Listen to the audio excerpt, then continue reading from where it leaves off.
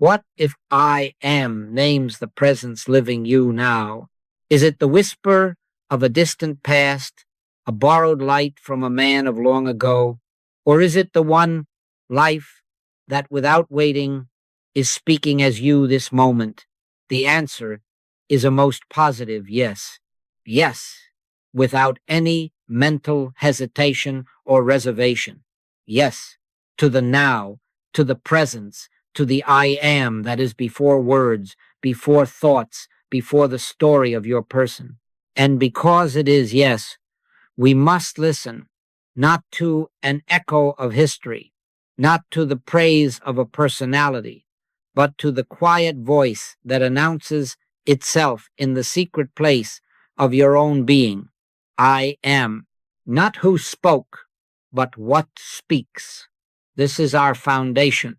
When Jesus stood in the temple courts and said, "Before Abraham was, I am," John 8:58, he did not pin a badge on a person. He unveiled the timeless name speaking through a person. He did not magnify a self apart from God. He revealed that no self apart from God exists. The I am that moved his lips is the same I am that breathes you now. I am not as a claim of the little ego, but as the revelation of the one life that is indivisible and infinite, yet expressing itself as individuality distinct, never separate. You will notice, if you are very still, that there is a witness in you that never changes. It was present when you were 5. It was present when you were 50. It says I, and it needs no proof. That I is not a possession of the mortal mind. It is the life of God witnessing itself. When Jesus speaks I am, he is not placing a label on his biography. He is removing labels altogether. He is showing that life itself says, I am the way, I am the truth, I am the life, not as a doctrine to admire, but as a presence to be. Now, I and the Father are one, John 10:30. Do not think it blasphemy to hear this within yourself. It is blasphemy only to deny it. To deny the presence is to enthrone the concept of a little me, struggling, striving, separated. To accept the presence is to let God be God as you. We are not speaking of ego inflation. We are witnessing ego extinction. The little I that demands, performs, accumulates, and fears cannot say, I am in truth. Only the divine identity says, I am that I am, Exodus 3:14. And so do not be afraid. The recognition of I am does not steal anything from Jesus. It fulfills his instruction. He did not say, worship my person. He said, follow me, which is to say, follow the light that speaks through me, as you, for I go to the Father and return as the Comforter, the inward word, the very Spirit that cries in you, Abba. It is not who spoke then, but what speaks now. It is not a voice from Galilee 2 millennia removed. It is the same voice in the Galilee of your own heart lake, speaking across the still waters. Peace, be still. Before Abraham was, I am. This cuts the thread of time where the mind loves to hang its garments. It lifts identity out of chronology and sets it in the infinite nowness where God works. God works in the infinite nowness, and the testimony of that work is the present tense name, I am. Not I was when I was better, younger, purer. Not I shall be after I have practiced, studied, and improved. But I am now. When you turn within and consent, the word rises by itself. It needs no help. It is its own authority. It is its own proof. Thine is the kingdom and the power and the glory. Thine, not mine personal, not ours collective as an accumulation of human strength. Thine as the one presence that constitutes being and is being here and now. I am isn't a label, it's the life speaking as you. This is the provocation and the comfort It provokes because the human mind seeks a hero outside, a relic to admire. It comforts because the presence refuses to be far off. Do you see what grace this is? You do not have to climb a ladder of worthiness to touch what already is your being. You do not have to twist your mind into belief. You have only to be still long enough to let the inner announcement be heard. And when it is heard, it does not shout. It is a small, certain word. It is the same yesterday, today, and forever, because it is not in time. The forms may change. Faces come and go. The body waxes and wanes like the moon. But the one that says I remains changeless, whole, indivisible. That one is the I am. Now, some of you will say, but if I acknowledge I am, do I not risk pride? No, pride belongs to the separate self, and the separate self cannot survive the light of this name. In this recognition, the self-importance melts, and only self-identity remains humble, free, unobtrusive. The ego demands. The I am supplies. The ego defends. The I am is its own defense. The ego claims credit. The I am credits God alone. I am not making the stars come out, nor the moon to rise, nor the sun to set. I'm perfectly content to let God run the universe.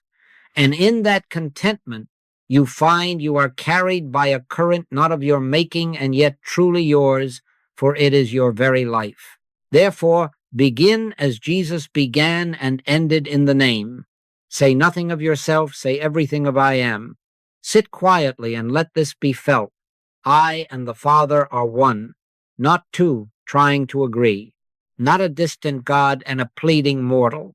One life, infinitely expressed. If you will hold to this for a breath, for a heartbeat, you will discover that prayer is not asking, prayer is awareness. Answered prayer is the result of a divine impulse felt or sensed within the very I am announcing itself. And when it announces itself, harmony is revealed, not manufactured. We do not bring God to conditions. We see that God is the condition of being. So hear it now. Hear it as your very hearing. I am. Let this become the foundation under your feet, the sky above your head, the breath in your lungs, the word in your mouth. And if, at the edges, fear still whispers, remind it gently, yea, though I walk through the valley of the shadow of death, I will fear no evil, for thou art with me. And who is the thou, if not the I am in the midst of you? Thine is the kingdom and the power and the glory now and ever now. Let us move from the name tag to the name. A name tag is fastened on a garment for a moment. It can be pinned and unpinned, exchanged, lost, replaced. But the name of God is not pinned to a person. It is engraved in being. I am that I am, Exodus 3:14, is not a pronoun reaching for importance. It is the very presence of God declaring itself as consciousness. Hear it within yourself, not as a boast, not as a slogan, but as the quiet fact at the center of your awareness. I am. Not the little I that belongs to the autobiography, the great I that knows itself before any story begins. This I was before this morning's thoughts, before last year's victories and defeats, before the first sentence you ever learned to speak. It is your very life. When Jesus said, I and the Father are one, John 10:30, he did not set a crown upon a separate head. He revealed the indivisibility of God expressed as individual life. God is not divisible. God is indivisible. One infinitely expressed, one infinitely manifest. And because that one is infinite, it does not run out of ways to be itself. You are a way. You are a distinct expression, never a separation. Distinctness is the artistry of the one. Separation is the dream of the mind. The painter's colors differ without breaking the canvas. The notes of a hymn vary without leaving the music. So, with you. Your individuality is kept, enhanced, illumined in God. Is it lost in the light? A most positive yes to the keeping of your individuality forever and forever. Yes, without any mental hesitation or reservation, the light does not erase, it reveals. It does not devour, it fulfills. We must learn to hear I am without gluing it to a person label. When the mind says I am tired or I am clever, it has unwittingly clipped the name of God to the coat of human conditions. That is the confusion. That is the fatigue. Do not let the sacred predicate of being be dragged through the marketplace of adjectives. I am stands alone. I am remains pure, unqualified, whole. Let the body report its weather. Let the emotions come and go like seasons, but let the name be kept holy within you. Hallowed be thy name. This is not ritual. This is alignment. This is the correction of identity. You have never seen you. What you have seen are the forms, garments, and scenes through which you have lived the baby's face, the youth's stride, the elder's calm. This is not you. This is yours. The reality of you is the unseen eye that has watched those scenes unfold with unchanging awareness. The eye changes color. The seeing does not. The voice grows deeper or softer. The knowing that says I is the same. Therefore here, your reality is the invisible I am, using forms as instruments, never becoming the instruments. You cannot pour the ocean into a shell, and yet the ocean fills every hollow it finds. So the I am fills the form without being contained by it. Distinct, never separate. Do not stumble at the thought that the man Jesus is less honored by this recognition. He is rightly honored only in this recognition. We have revered the robe and missed the life within the robe. We have praised the mouth and missed the word speaking through it. Let the honor be given where he gave it. The Father that dwelleth in me, he doeth the works, John 14:10. Not the man, the presence, not the personality, the principle, not self-initiated miracles, but the natural flowering of the one life realized. When you turn from the tag to the name, you are not stealing divinity, you are ceasing to steal from divinity by attributing to a person what belongs only to God. And so, what is this in you now that hears these words? What is this that has known joy and sorrow and yet remains the same witness? That is the I am. Its language is not noise, it is peace. Its action is not strain, it is flow. Its nature is not two powers contending, it is one power revealing. Rest in that. Even now, if you will, close the mental hand that grasps and open the inner palm that receives. Say within yourself, softly, not to persuade, but to notice, I and the Father are one. Say it without fever. Say it as a fact. Let it repeat by itself. I and the Father are one. I and the Father are one. As it settles, the fear of losing yourself fades, because you discover that the self you feared to lose was only the mask. The self you find is the life that cannot be lost. In this light, we understand equality without sameness. We do not melt into a bland, featureless sky. We shine as stars of one sky. We do not become a crowd of personalities fighting for light. We are beams of one sun, resting in the certainty that the source is our identity. Distinct, never separate. Your artistry, your smile, your way of walking, your way of loving, your way of serving, none of these is erased. They are freed from the strain of self-creation and brought under the effortless governance of what already is. For it is God which worketh in you both to will and to do of his good pleasure, Philippians 2:13. Not two selves, not two minds, not two powers, one mind unfolding as many good ways. Remember then a simple correction as you go about your day. Refrain from fastening the name to the mask. Not I am angry, but an emotion is moving across the instrument. Not I am sick, but a sensation is reporting in the body, which is the instrument of I am. Not denial, but placement. Not magic words, but truth acknowledged. This shift frees the mind from manufacturing identity and returns it to its true office, receptivity.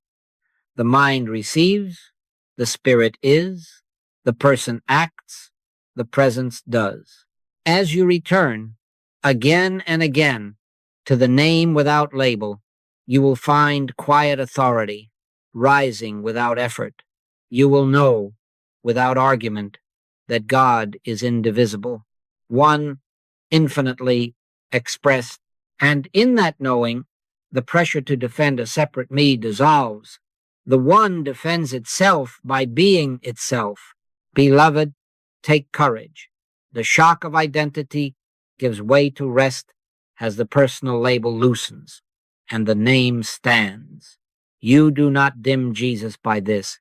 You stand with him. You do not lose yourself. You find yourself where you have always been found in God. Before Abraham was, I am. John 8:58 is not an antique boast. It is the eternal signature of your being. Let it sign this very breath. Let it be the word behind your words, the thought behind your thoughts, the love within your loving. And if ever the old habit grasps for the tag, gently set it down and return to the name. Thine is the kingdom and the power and the glory. Thine is the life that lives as my life. Thine, one and indivisible, distinct, never separate now and ever now. Before Abraham was, I am. John 8:58. Hear it again, not as a line from history, but as the dissolving of history. The words do not stretch backward like a thread into the past. They cut the thread. They do not point toward a future when you will at last arrive. They open the doorless door of now. God works in the infinite nowness, not yesterday's recollection, not tomorrow's promise, nowness. Time is a fine servant for measuring the shadows of memory and the sketches of expectation, but it has no authority over being. Being is, presence is, I am. Now you have all read this little story, some of you many times, and yet it bears repeating because it is the map that becomes a window. Picture yourself in a rowboat upon a river. You start at one bend, you aim at another. You push the oars, your shoulders ache. You glance at the sun to guess how far and how long. Here is here, there is there, then is then, and now is now, and each seems bound to the next by distance and by minutes. But lift the scene. Imagine a balloon rising into the quiet above the river. From that height, the starting bend and the ending bend are one landscape. Here and there lay upon one canvas, then and now rest inside one light. The rower counts strokes and miles. The one in the balloon simply beholds. So it is when awareness rises. We are not transported in time. We are translated in consciousness. Here, there, then, now are seen as ideas within presence. And presence is the only real. You have no time and I have no time. Do not be startled.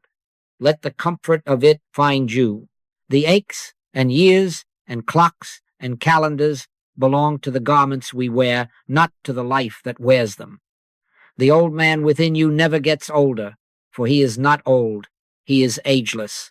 The child within you never grows up, for he is not immature. He is eternal. The witness that says I when the infant cries, I when the youth runs, I when the elder sits in calm, has not moved an inch. From everlasting to everlasting, thou art God. Psalm 90:2. And because your true I is God's eye expressed, you stand within that everlasting, and it stands within you. Jesus Christ, the same yesterday and today and forever. Hebrews 13:8 is not a biography of a man. It is a pronouncement of the changeless life, speaking as individuality. Do you see, then, that identity is not a project? Identity is not becoming. Identity is recognized. The mind says, I shall become spiritual. Presence says, I am. The mind says, with more practice, I will draw nearer. Presence says, I am thy nearness. The mind says, I must repair the past and secure the future. Presence says, there is neither past to repair nor future to secure. In me, I am thy peace. Beloved, now are we the sons of God, 1 John 3:2. Not later, not after more study, more goodness, more effort. Now, the practice that helps us is not fabrication, but remembrance. We are not asked to sculpt a self of holiness. We are asked to notice the holy that is the self. And how do we notice? We stop rowing long enough to feel the current that has always carried us, lay the oars of striving across the gunwales for one breath. Be still, not to accumulate merit, but to acknowledge what already is. Be still and know that I am God. Psalm 46:10.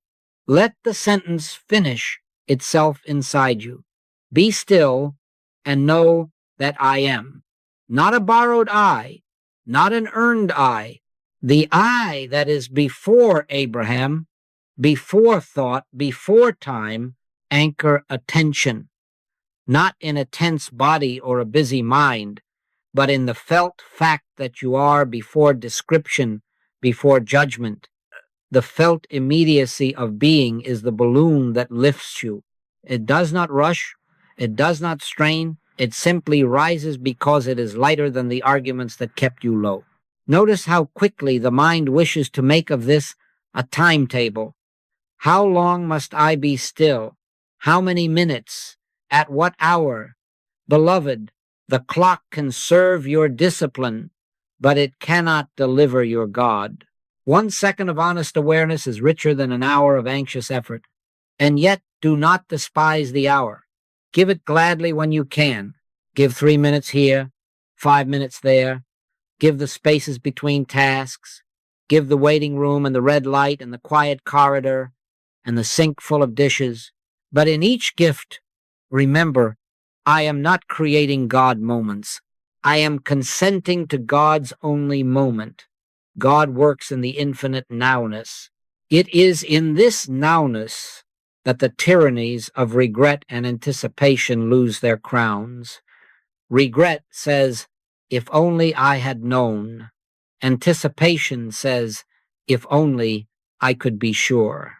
Presence says, I am the knowing and the assurance, and I am here. Do not rebuild yesterday's house. It was a tent for a season. Do not blueprint tomorrow's tower. God's city is not built by hands. Take therefore no thought for the morrow, Matthew 6:34, is not a command to be careless. It is a liberation from the superstition that life is elsewhere. Life is at hand. Kingdom is at hand. Peace is at hand. I am at hand. Return again to our parable. When you are in the rowboat, you measure how safe you are by how far you have progressed. When you are in the balloon, safety is not measured by miles. It is realized by altitude. Up here, you behold the river's entire smile. In this altitude of awareness, here, there, and then, now cease to frighten you, because you are no longer in them. They are in you, in the I am that beholds and is. And here is the sweetness. As you abide more often in this altitude, not as a trick, not as an escape, but as truth, the oars grow light when you take them up again. Work is still done, words are still spoken, appointments are still kept, but you discover that the doing, speaking, keeping are instruments of the same presence that already accomplished itself before you began. The Father that dwelleth in me, he doeth the works. John 14:10. Therefore, let us release the weary arithmetic of becoming, not by indolence, but by recognition, not by postponement, but by consenting to what is. Sit quietly and let the mantra not be a chant to attain, but a bell that reveals, I and the Father are one, I and the Father are one. Hear it until hearing stops and only oneness remains. If thoughts of past and future knock, do not scold them, bless them, and keep your seat. If the clock insists, smile and let it be your servant, not your master. And if in some moment the sense of presence floods the senses, and you know without argument that you are in the I am, and the I am is in you, do not grasp, simply rest. Thine is the kingdom and the power and the glory. Find this instant, thine without interval, thine within which all times rise and fall like waves upon one sea. Recognition, not delay, opens the way. This is our confidence, not a frantic race to reach God, but the quiet discovery that God is the place in which we stand. Before Abraham was, I am. Before the rowboat pushed off and after it landed, I am. Before your first breath and after your last sigh, I am. And in the middle, this very moment where your hands hold this page or your ears take in these words, I am. Rest here, live here, act from here. God works in the infinite nowness, and the work is your very life. Now, let us take up this radical kindness truth offers to the senses. You have never seen a tree. I say it without apology because it corrects the whole habit of fear. You have never seen a tree. You have only seen your concept of tree, the way light and form strike the instrument of sight and rise as an idea in the mind. The reality of tree is spiritual, infinite, changeless, the idea of life expressing as that form, but the form itself is not the life. So with your own self, you have never seen you. You have glanced in mirrors. You have studied photographs. You have watched with joy or with worry the changes of skin and gait and hair and voice. But those are garments. This is not you. This is yours. The reality of you is the unseen eye that beholds and is unchanged by what it beholds. Consider the hand. You think you see it, and yet you see only an appearance called hand, flesh, bone, motion.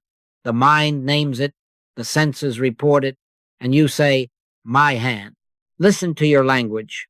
My hand, my body, my thoughts. Already you confess a deeper owner, a subtler eye that possesses, but is not possessed by these. You cannot see that eye with eyes. You cannot touch that eye with fingers. You cannot age that eye with years. We look not at the things which are seen, but at the things which are not seen.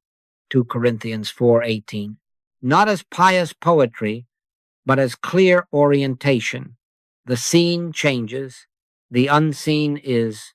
The eye that says, my hand watched an infant's fingers clutch, watched a youth's knuckles harden, watched an elder's palm grow quiet. The hand altered, the seeing did not. The garment turned and returned, the wearer remained. When Samuel sought a king, the Lord rebuked the habit of judging by flesh, for man looketh on the outward appearance, but the Lord looketh on the heart. 1 Samuel 16:7. Let that same correction meet you in your own looking. Judge not according to the appearance, but judge righteous judgment. John 7:24. Do not take the report of nerves or numbers or faces as a verdict on your being. Let the body report its weather, warm or cold, strong or tired. Let the bank account print its figures. Let the world's headlines roll by like clouds across the hills. But do not hand to them the name of your identity. Hallow the name. Keep I am free of the adjectives that belong to passing forms. This is not you. This is yours.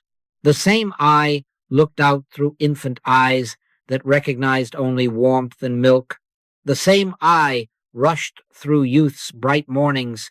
The same I learned the patience of midlife, the tenderness of age. If you close your eyes now and simply rest in the wordless sense of being before you say man or woman, before you say old or young, before you say well or ill, there is an I that knows it is. That is the I am. Your life is hid with Christ in God, Colossians 3:3. Hidden, not from you, but in you, hidden from the grasping intellect, revealed to the quiet heart, hidden because the senses can never drag it into visibility, revealed because it is your visibility to yourself. And so conditions do not define you. They describe appearances, and all appearances are the mind's pictures of spiritual ideas. This is not theory, it is the end of tyranny. If harmony is the real, then discord is only a false picture. It has no power of its own. If life is the real, then the appearance of decline cannot alter life. It only announces a concept that will pass. You are not at the mercy of pictures because you are not a picture. You are the presence that beholds. Though I walk through the valley of the shadow of death, I will fear no evil. Psalm 23:4. Why? Because a shadow cannot injure the light that casts it, and the I am in the midst of you is that light, distinct, never separate, unseen as concept, luminous as being. Practice this gently. Stand before your mirror in the morning, not to measure, not to compare, but to correct.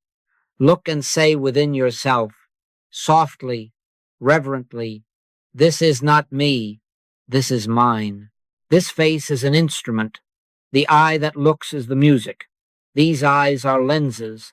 The eye that sees is sight. This body is a garment. The eye that wears it is life. Then be still long enough to feel the shift, subtle, certain from being the picture to being the presence that beholds the picture. 1 second of this honesty will do more for your day than an hour of self-critique, because it returns you to what cannot be threatened by the moving film of appearances. And when appearances change, and they will, as wind moves upon a field, let them change without letting them change you. If there is pain, do not call yourself pain. Tend the body tenderly as you would a child's scraped knee, but keep the name holy. I am remains whole. If there is praise, do not call yourself praiseworthy. Receive it as one receives a bouquet on behalf of a host. The Father that dwelleth in me, he doeth the works. John 14:10. If there is lack, do not call yourself lacking. Meet the need as you are led, but rest in the fact that supply is an aspect of the one life expressing, not a personal conquest. In all of it, let I am be your measure. Jesus Christ the same, yesterday and today and forever. Hebrews 13:8 is the constancy of life as your life, not the preservation of a photograph. This is not escape. This is engagement, freed from fear. When you live as the beholding presence, you find that appearances lift. They begin to align with their reality. Health appears where health is. Order appears where order is. Provision appears where provision is. Not by struggle, but by recognition. We do not force the screen to change. We adjust the light. We do not beg time to be kind. We step into the nowness where kindness is the nature of being. God works in the infinite nowness, and in that nowness you are not a surface to be written upon by circumstance. You are the life in which circumstances appear and disappear without touching you. So let the trees be trees, the hands be hands, the seasons be seasons, animals and vegetables and minerals, land and sea and air, let them all parade their lovely forms. But let your heart rest in the I am that is their reality and yours. Be the witness that neither clings nor condemns. Be the quiet that hears, the light that sees, the love that does not start or stop. Thine is the kingdom and the power and the glory. Thine is the self that I am. Thine, unchanged by the shifting forms thou usest now and ever now. Now, having learned to stand as the beholding presence and not as the picture, we must set the mind in its rightful place. The mind is not creator, it is instrument. It is an instrument of awareness, of transmission, of translation, never the source. The trouble is, we have tried to use the human mind to create God, to make identity, to force outcomes, to engineer heavens and rebuke hells, and then we have called the fatigue holiness. No, not by might, nor by power, but by my spirit, saith the Lord, Zechariah 4-6. We are not asked to make a sun, we are asked to open a window. We are not asked to manufacture a melody, we are asked to tune the violin. Consider the radio that sits silent until it is set aright. The music is in the air before you touch the dial. When the dial is properly placed, the music appears. Did the radio compose the symphony? No, it revealed what was present. So, with your mind, the divine broadcast is forever. Life, love, wisdom, order. The mind, kept quiet and receptive, reveals it. The mind, made noisy and insistent, distorts it. Jesus did not instruct us to manufacture truth. He said, "Ye shall know the truth, and the truth shall make you free," John 8-32. Knowing is receiving. Freedom is the effect. The Father that dwelleth in me, he doeth the works, John 14:10. Stop making identity, receive it. This is the key that ends the tyranny of self-invention. Identity is I am, not I make. Therefore, let prayer be converted from a speech to God into a silence to God. Be still and know that I am God, Psalm 46-10. Be still, not to earn, not to persuade, not to bargain, but to let the name speak its own name within you. Hallowed be thy name. Let the I within announce itself as I am and reveal its own predicates. When the mind agrees to its proper office, the announcement occurs as a divine impulse, a felt assurance, a quiet yes that needs no argument. Answered prayer is the result of that impulse sensed within before any outward sign appears. Before they call, I will answer, and while they are yet speaking, I will hear. Isaiah 65-24. Recognition precedes result because God is first. God is. Now you may ask, how do I receive? And the answer is simpler than the busy mind prefers. Sit back, not lazy, but suspend the inward monologue that tries to script tomorrow and rewrite yesterday. Stop composing sentences to present to God. God does not need your brief. God is your life. Take the seat of listening. My sheep hear my voice, and I know them, and they follow me. John 10:27. Keep the mind as a clean glass, not as a painted window. If thoughts come, let them pass like fish beneath a boat. If feelings rise, let them be without fastening the name to them. Say softly within, I and the Father are one. Say it not to change God, but to align the instrument, not to call a distant presence, but to yield to the presence that is your very I. Rest there until the subtle shift happens, the weight of self-doing drops, the breath loosens, a sweetness like warm light spreads across the inner room. That is prayer answering itself as presence. Some of you artists and teachers and mothers and craftsmen know this already without naming it. You have met days when work flowed as if from a spring you did not pump. Words arrived whole. Solutions took shape while you were washing the dishes. The melody played through your fingers as if you were accompanying another.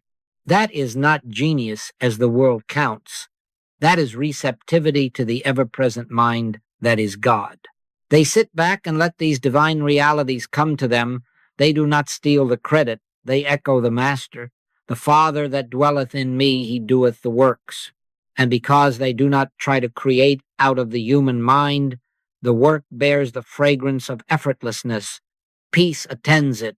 Love is felt in it. Order holds it. Let us, then, break the habit of inner noise, not by condemning thoughts, but by refusing to identify with them, not by pushing them away, but by not hanging our weight upon them. In quietness and in confidence shall be your strength. Isaiah 30-15. Quietness, not vacancy. Confidence, not bravado. Quietness is the mind resting from authorship. Confidence is the heart leaning into the alwaysness of God. If a need confronts you, do not rush to invent. Withdraw a moment, close the mouth of the mind. Dare to stand in the interval where no plan is being made. Whisper within. Speak, Lord, for thy servant heareth 1 Samuel 3-9. Then wait not for a sentence in English, but for a sense. Peace first, direction second. When peace is felt, even faintly, move with it, and let the step be small if it must. The step will be guided because the guide has announced himself. Understand, beloved, the order. Recognition before result. We do not use truth to change appearances. We abide in truth and watch appearances conform to their source. We do not shout at storms. We live from the center that once said, "Peace be still," Mark 4-39, and winds recognize their master. Where did that master speak from? Not from a frightened human mind, from realized identity. I and the Father are one. When that realization whispers within you, the action that follows is not human manipulation, but divine unfoldment. Harmony reveals itself because harmony already is. Here is a gentle practice to carry in your pocket.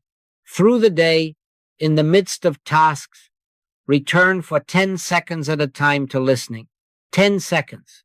Hands in soapy water, heart at the office desk, feet on a crowded street, pause inwardly. Withdraw the claim to being the one who must think the world into order. Offer the mind back to its rightful owner. Father, be the mind in me. Then be still for one breath of nowness. Let I am pronounce itself. If nothing is felt, do not fret. The seed has been cast. If a warmth rises or a wordless ease, bow to it. That is the answer beginning. Later, when form appears, an email, a meeting, a provision, a healing, you will recognize the lineage. The result traces back to the impulse, and the impulse traces back to I am. And so we learn to be instruments well played, violins singing what they do not author, windows bright with a light they do not produce, wells offering water they did not dig. Identity is not self-made, it is God revealed. Mind is not a factory, it is a sanctuary. Let it be so in you. Let the name be holy upon your inner lips. I and the Father are one. Not to claim greatness for a person, but to yield personhood to presence. Thine is the kingdom, and the power, and the glory. Thine the thought that thinks as me. Thine the love that loves through me. Thine the life that lives as my life now and ever now. Now let us stand in the authority that receptivity reveals. God is the only power, not two powers in collision, not light wrestling with darkness for the upper hand. One power, one life, one law, one love. God is indivisible, one, infinitely expressed, infinitely manifest. And because I am is the name of that indivisible presence as your very identity, there is not a second mind, a second force, a second law hovering outside to threaten, to tempt, to undo. The old habit is to look out upon a scene of discord and imagine a rival has entered. No. Hear, O Israel, the Lord our God is one Lord. Deuteronomy 6-4. Oneness is the fact. Division is only a picture appearing on the screen of thought. We don't need any God to fix reality. Harmony already is in I am. Do you feel the shock of that? Good. Let it free you. We do not summon a deity to battle chaos. We wake to the presence before which chaos is not a thing. We are not firemen racing to put out flames. We are guardians of light, and when the lamp is on, the room is illumined without firefight.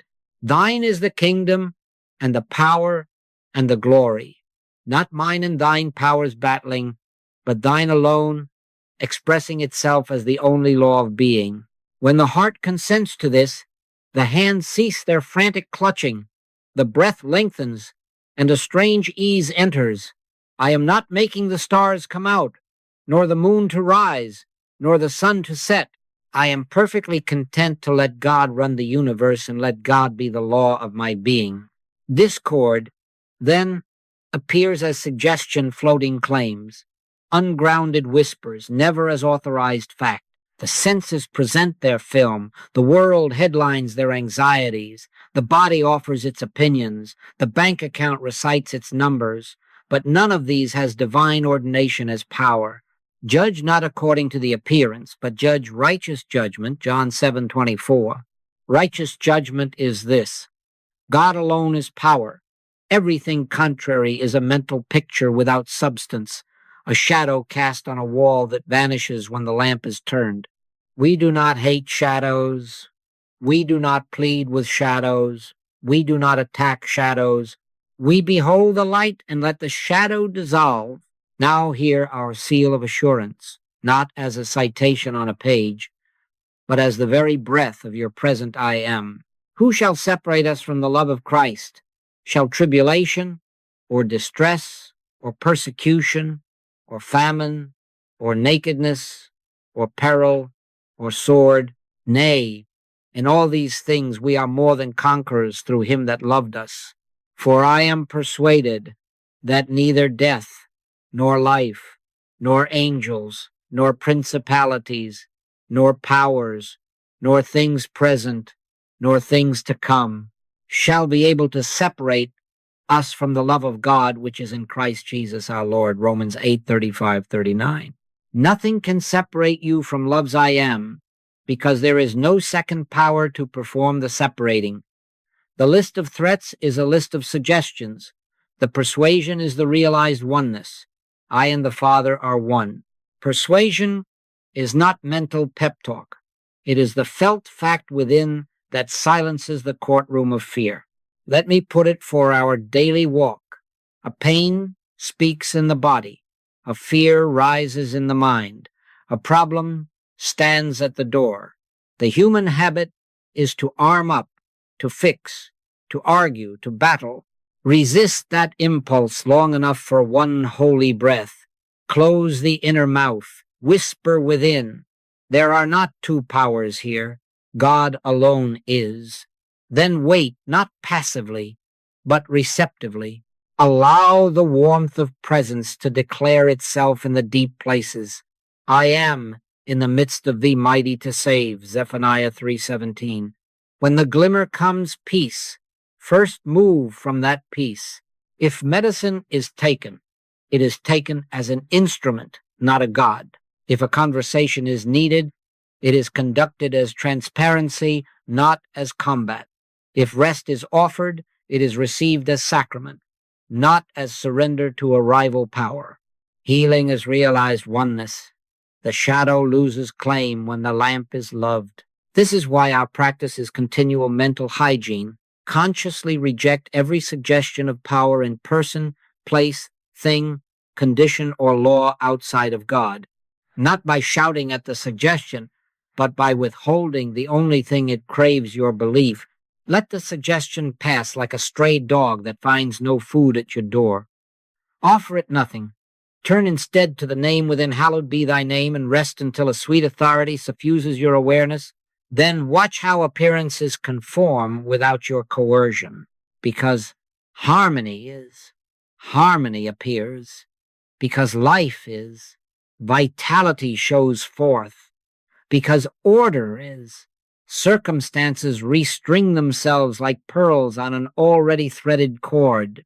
Some of you will say, but the evidence is loud. And I am right there with you. I have watched hospital lights, courtroom benches, empty cupboards, and I have felt that first jolt of fear. But I have learned and am learning still to let that jolt be the bell that calls me inward. Yea, though I walk through the valley of the shadow of death, I will fear no evil. Psalm 23-4. Why? Because there is no evil power. There is only the shadow of a supposition, and the rod and the staff of realized presence comfort me. In that comfort, steps are guided, help appears, wisdom speaks, love does what love always does. We do not need to invoke God to come. We need to be still enough to know God is the only is. Remember, too, that oneness does not erase your individuality. It reveals it. Distinct, never separate. The wave does not fight the sea. It expresses the sea. So your life, your gifts, your work in the world are not diminished by surrender to the one power. They are clarified. Fear ceases to drive. Love begins to govern. Effort ceases to strain. Grace begins to flow. You are more than conqueror, not because you conquered a rival, but because in oneness there was nothing to conquer. The lion lies down because there is no second lion to guard against. So let us take up this simple rule. When faced with any claim, answer within before you answer without. Say quietly, thine is the kingdom, and the power, and the glory. Thine here, thine now, thine in this body, this ledger, this home, this street.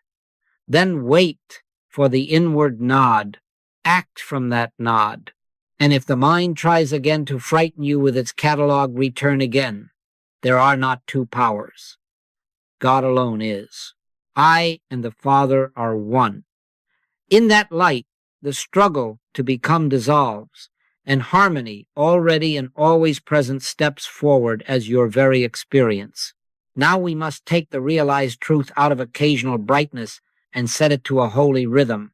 God works in the infinite nowness. Therefore, practice is not an athletic contest to reach God tomorrow, but a present consent to let God be God as your very I. Not by might nor by power, but by my spirit, saith the Lord.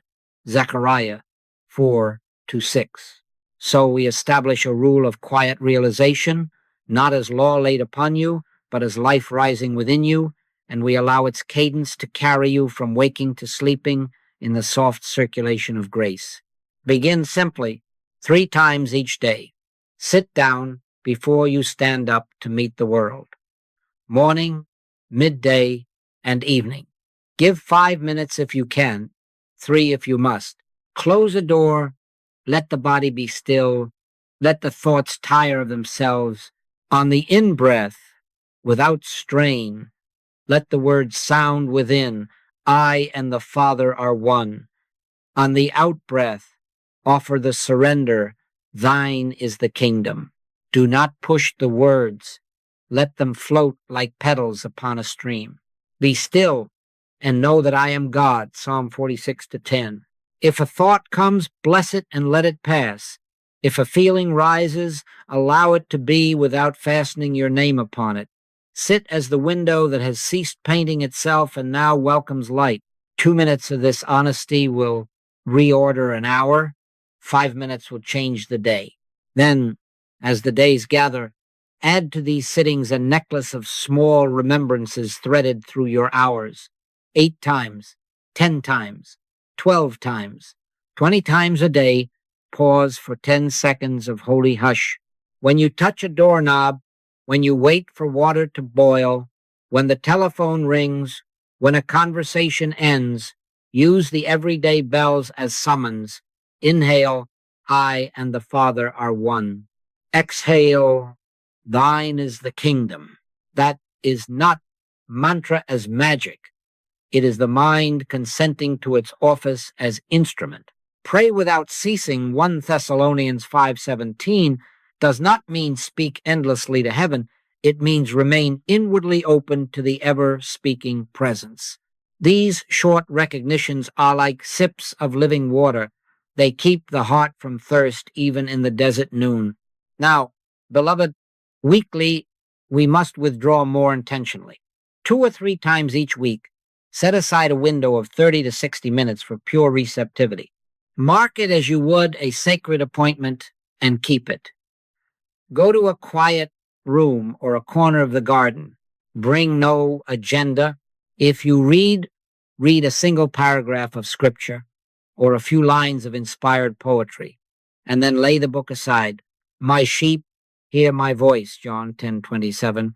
Give the shepherd time to speak, and give yourself time to hear. Whisper within. Speak, Lord, for thy servant heareth, 1 Samuel 3-9. Then listen, not for English sentences, but for the felt sense of presence, the warmth, the widening, the weight that is not heavy, the ease that is authority.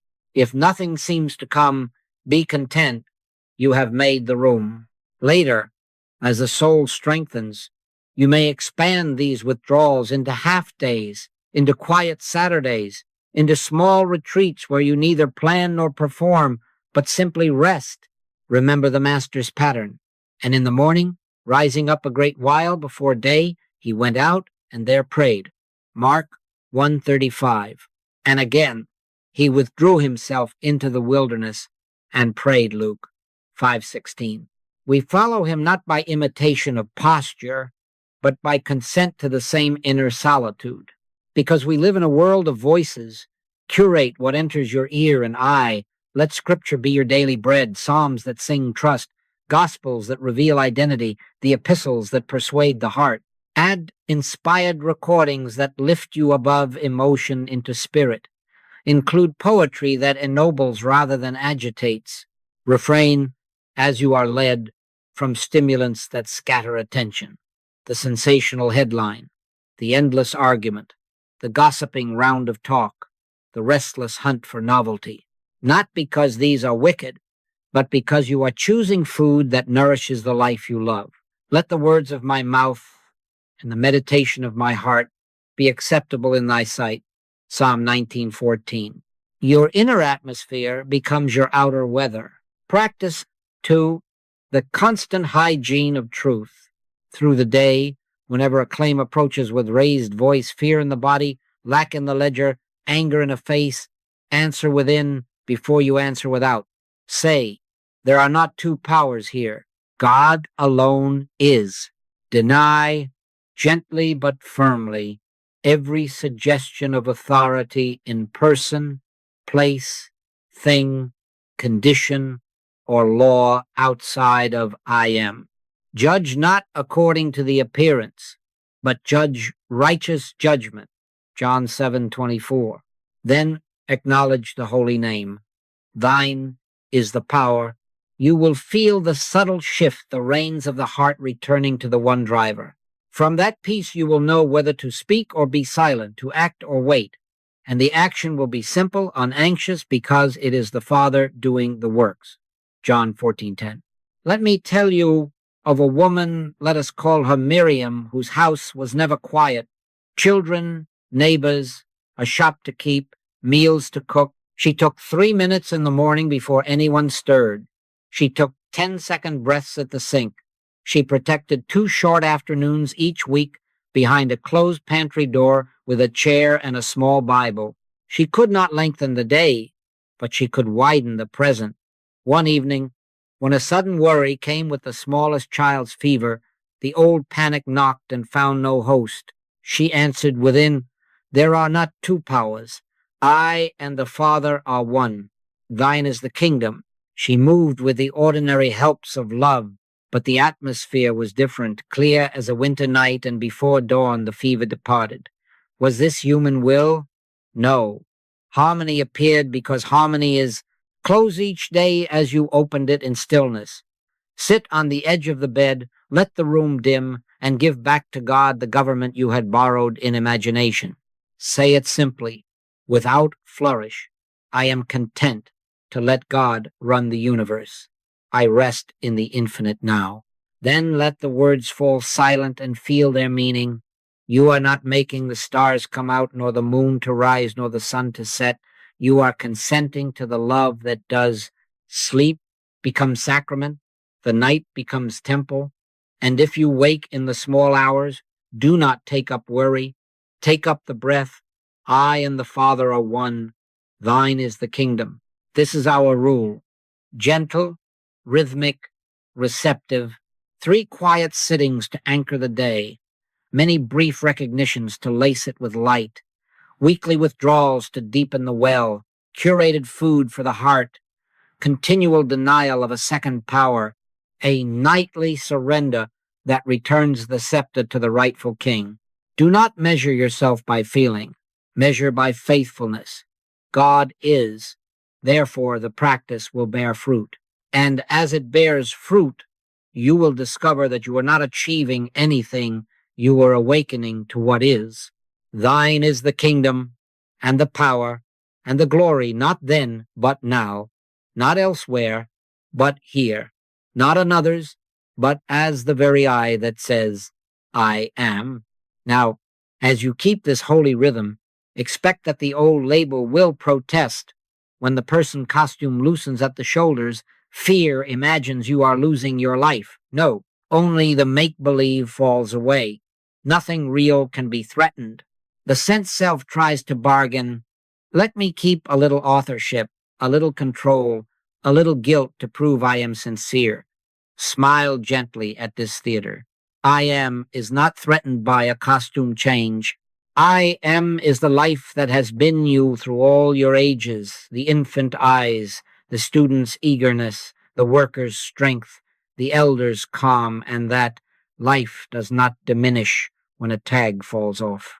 Before Abraham was, I am, John 8:58. Identity is nowness, not a storyline, distinct, never separate. And I am right there with you.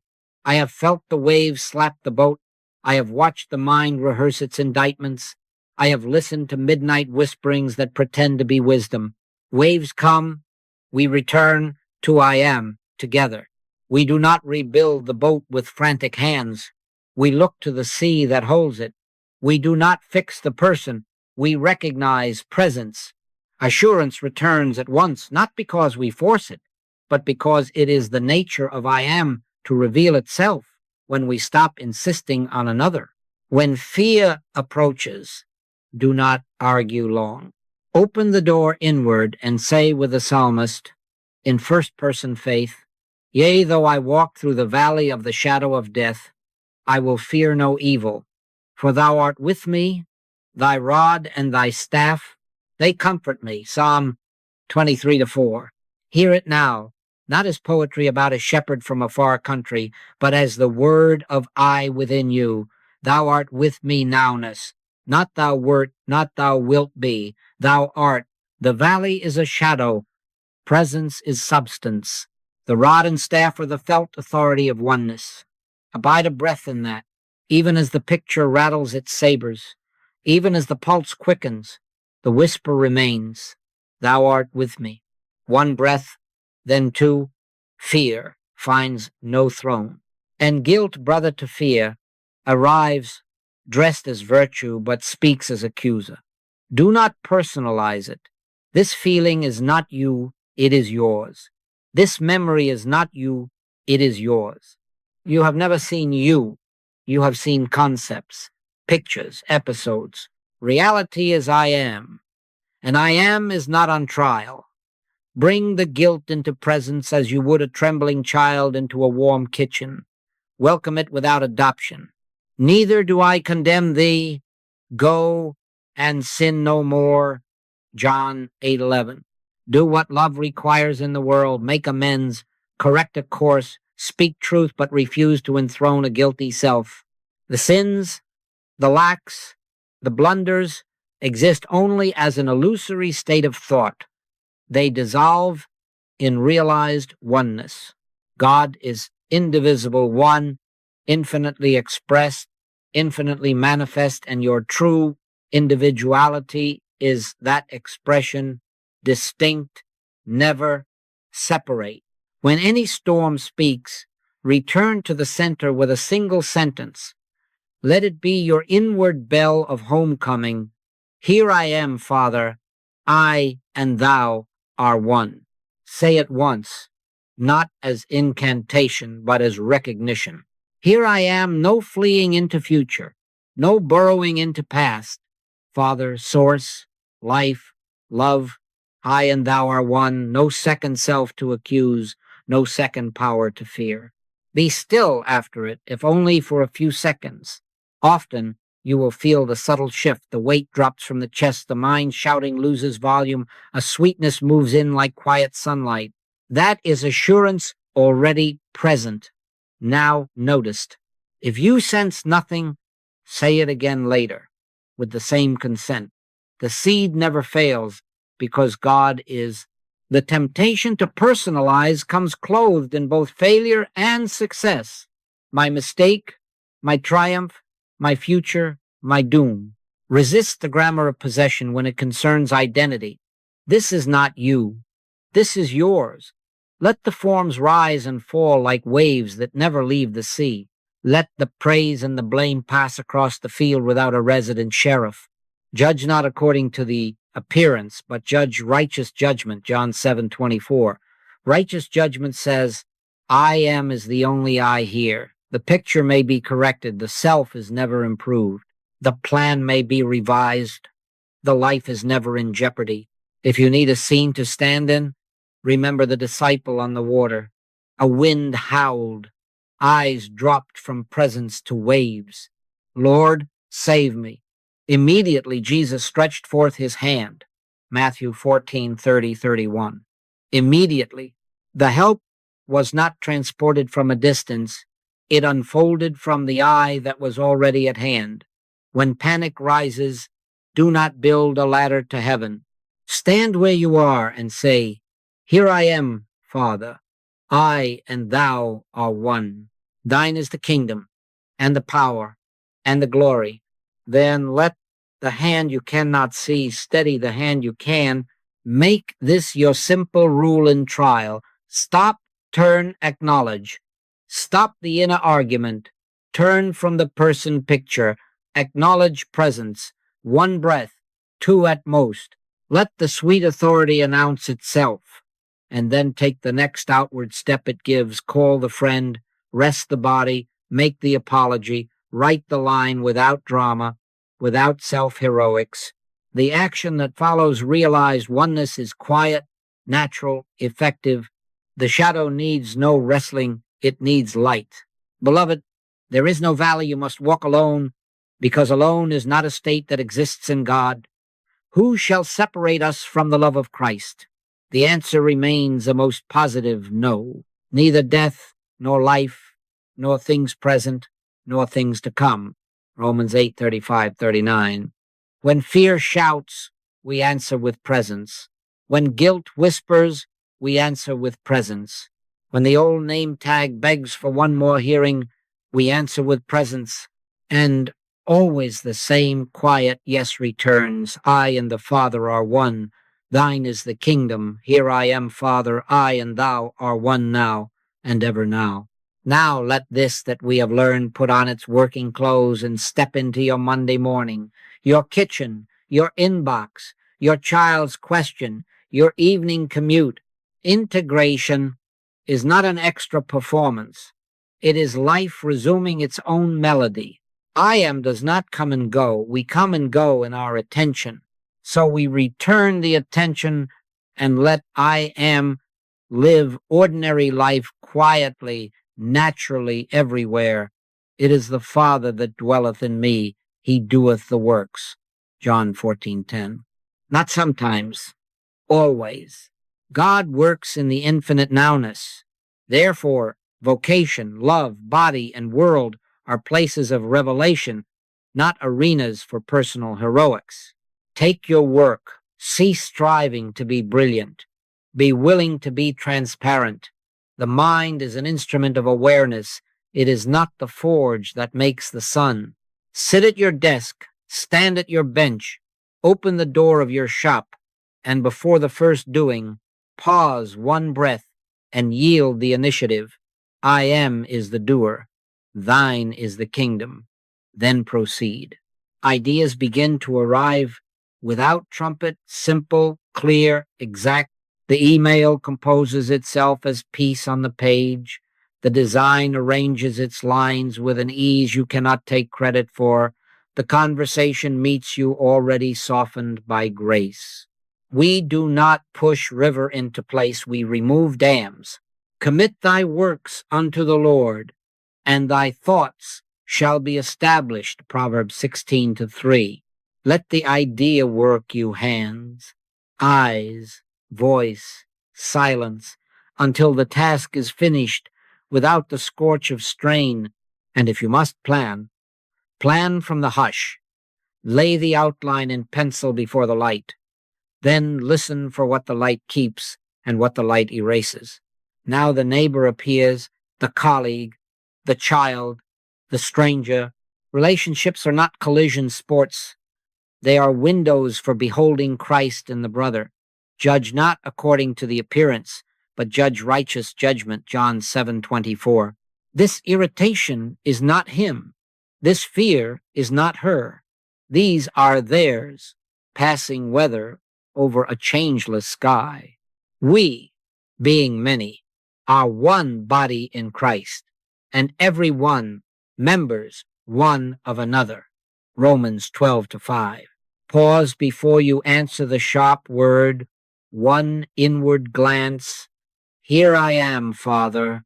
I and thou are one, and you will find the tone that heals, the silence that listens, or the boundary that blesses without blame. Inasmuch as ye have done it unto one of the least of these, my brethren, ye have done it unto me. Matthew 25:40. See Christ where the world has pinned a name tag. Speak to the reality, not the costume, and watch the costume learn its better lines. And the body, beloved, stewardship without worship. This is not you, this is yours. What you see is a concept of body. The body itself, the true hand, the true heart, is the permanent spiritual idea of God, forever whole, forever ordered. Health, then, is presence appearing as rhythm, as function, as strength, not a trophy on the mantle of ego. Care for the instrument kindly. Eat as guided, rest as needed, move as joy directs. Accept the helps of skillful medicine or sound counsel as instruments, not as gods, and carry no fear about them. Whisper as you lace your shoes, as you swallow the tablet, as you lie down to sleep. I am is the life of this temple. Thine is the power. I am the Lord that healeth thee. Exodus 15:26. Watch how the nervous hurry releases, how breath deepens, how the body yields from defended object to obedient servant of light. Safety, too, is not in vehicles or strategies. Safety is in thee, on land or sea or air.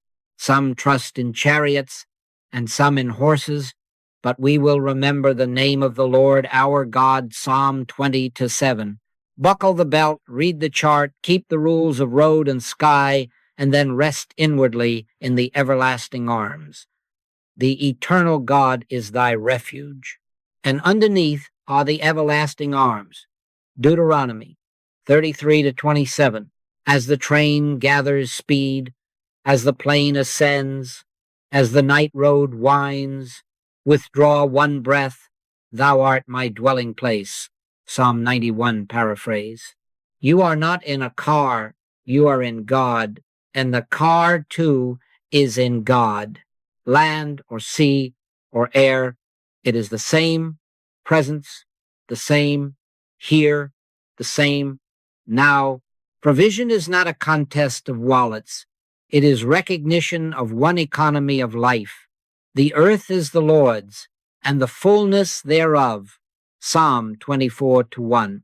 animals and vegetables and minerals, cattle on 1,000 hills, wheat in the field, iron in the rock, oil in the deep, wind in the branches, one inventory, one owner, one circulation. Seek ye first the kingdom of God and his righteousness, and all these things shall be added unto you. Matthew 6:33. Do your figures. Be honest in your trade. Offer your skill, because love loves to serve. And pause before the ledger closes. Thine is the kingdom.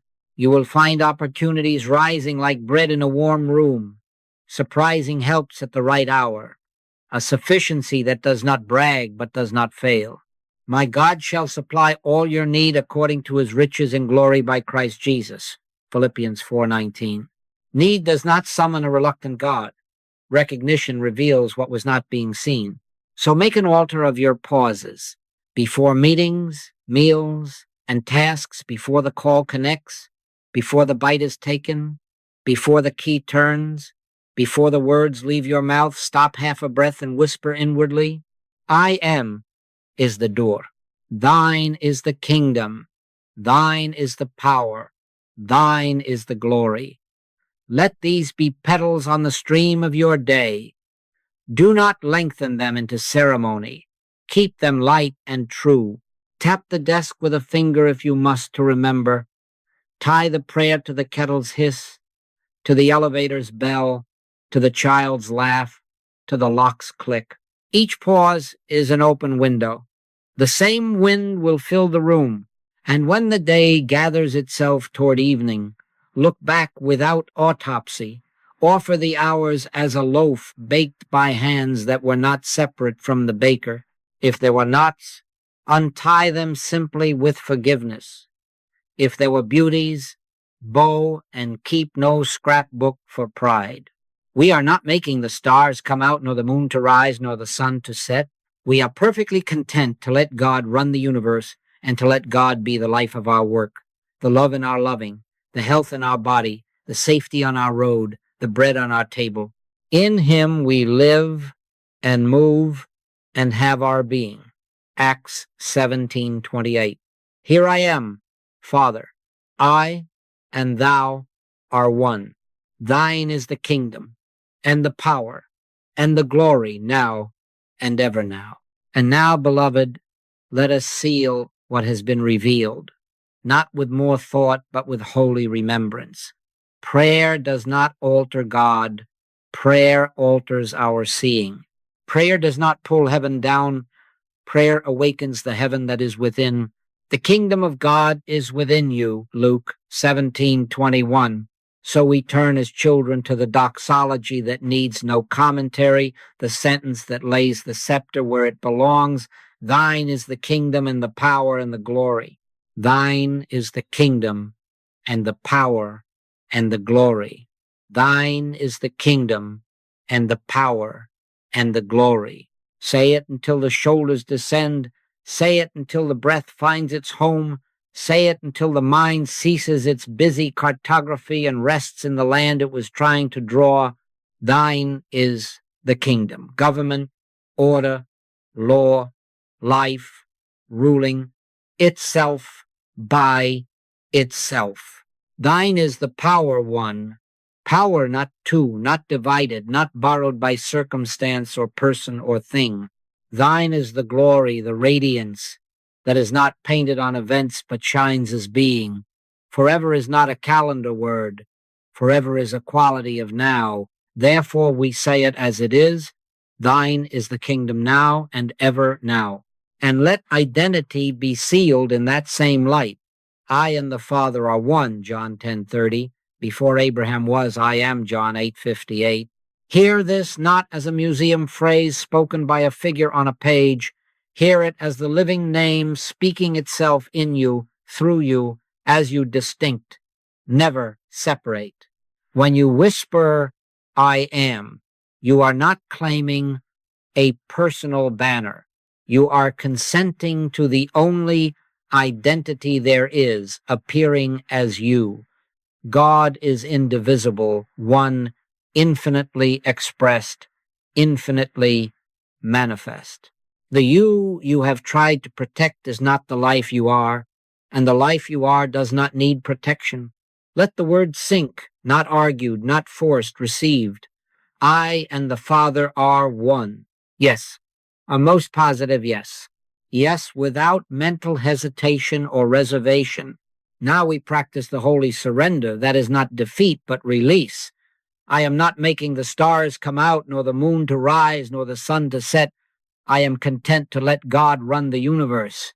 And more intimate still, I am content to let God be the life of this breath, the word in this mouth, the seeing of these eyes, the gait of these feet, the wisdom of this hour, not by might nor by power, but by my spirit, saith the Lord, Zechariah 4-6. Surrender is not resignation, it is recognition. It ends the myth of two powers and leaves only the joy of one, presence being itself without competition. From this rest, we bless the world without will and without agenda. We do not try to make anyone conform to our picture. We behold Christ where names and histories parade. We bless leaders and laborers, elders and infants, friends and those who oppose us, animals and vegetables and minerals, land and sea and air, not by pushing thought against them, but by recognizing that there is one life, one law, one love. Judge not according to the appearance, but judge righteous judgment, John 7:24. Righteous judgment says, I am is the only I. The earth is the Lord's and the fullness thereof, Psalm 24:1. Let this silent blessing go out as fragrance goes out, not gripped, not measured, its only direction everywhere, its only time now. We seal again, for sealing is rhythmic. Thine is the kingdom and the power and the glory.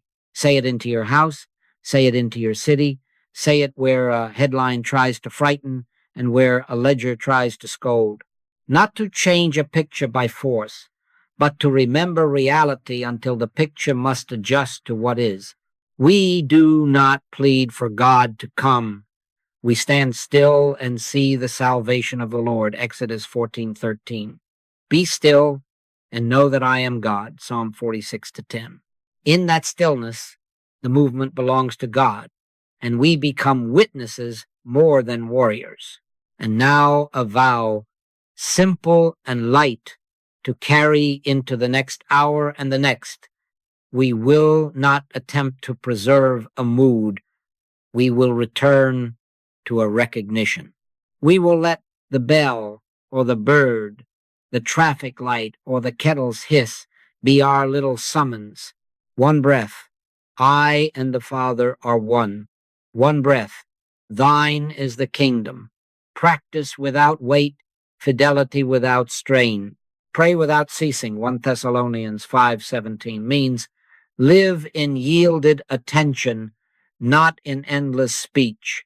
If you forget, you will remember, and each remembering is fresh, as if God were meeting you for the first time, though God never left. God works in the infinite nowness. Therefore, our practice is simply beginning again now. Let us gather the strands into silence, and in that silence let the doxology speak itself. Father, here I am. I and thou are one. Before Abraham was, I am. Thine is the kingdom and the power and the glory. Run thy universe, be thyself as me. Govern this minute and the one that follows, and let there be no gap between them, for there is no gap in thee. Lead us not into the temptation of a second power, but deliver us from the evil of believing in it, for thine alone is the power. And let love, quiet, sovereign, unhurrying, walk our street, sit at our table, speak in our voice, work in our hands. And so it is that we close without closing, for nothing of God concludes. The seal is set, but the river runs. We go in peace, not because the road is short, but because the presence is here now and ever now. Thine is the kingdom, and the power, and the glory. Amen and amen.